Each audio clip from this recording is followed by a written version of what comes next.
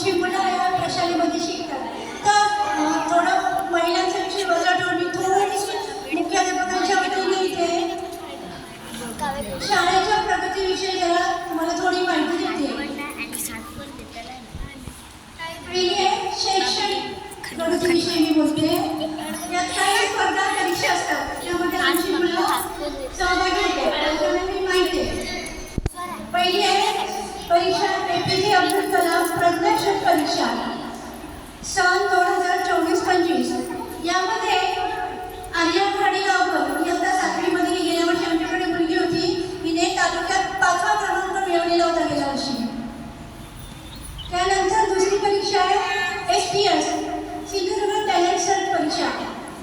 याच्यामध्ये सन 2025-26 म्हणजे यावर्षी आता हा रिझल्ट लागलेला आहे.